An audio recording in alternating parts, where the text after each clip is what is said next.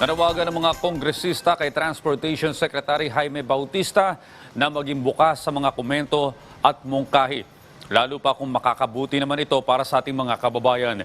Ito ay hinggil pa rin sa nagpapatuloy na pagdinig ng Kamara sa PUV Modernization Program. Si Melales Mora sa detalye.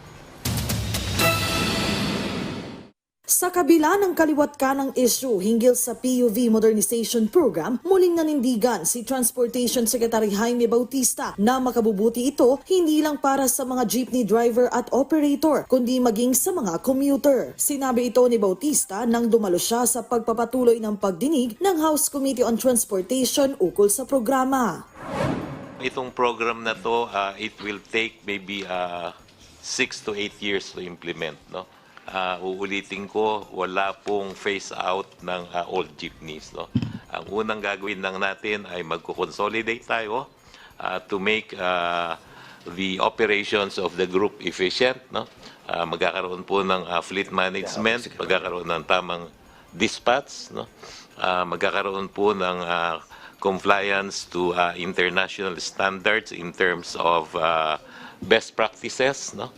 And pag nagawa po natin to, even with yung mga old jeepneys, as long as these are roadworthy, is we can still provide comfortable, accessible, safe, secured, and affordable travel experience. Isa sa mga pangunahing bahagi ng PUV-MP ang consolidation o pagsali ng mga driver at operator sa mga kooperatiba o korporasyon kung saan pagsasama-samahin ang kanilang individual franchise. Pero kamakailan lang din, napalawig pa ang deadline nito hanggang sa April 30. Sabi ni Bautista, sa ngayon may mga lugar na sa bansang kahanga-hanga ang estado pagdating sa PUV-MP. Sa General Santos po, 100% consolidation, no? Ang modernized jeepney po nila ay napakarami na. Meron silang electric jeepneys, meron silang jeepneys with Euro 4, Euro 5 engines, no?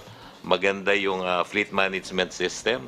Sa kabila nito, sama-sama namang nanawagan ang ilang kongresista sa DOTR. Sana'y payagan na lang ang pagkakaroon ng individual na prangkisa at ang i-consolidate na lang tanging ang operasyon ng mga jeepney.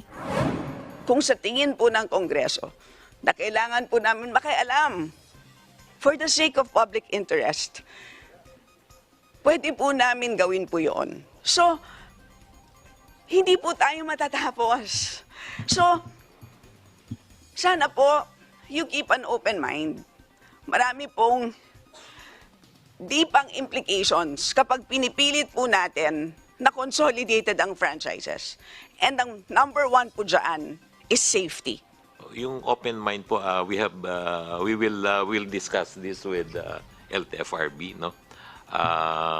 Pag-usapan lang namin if we can allow the members to keep their franchise. So pag-usapan po namin and then we will report to you.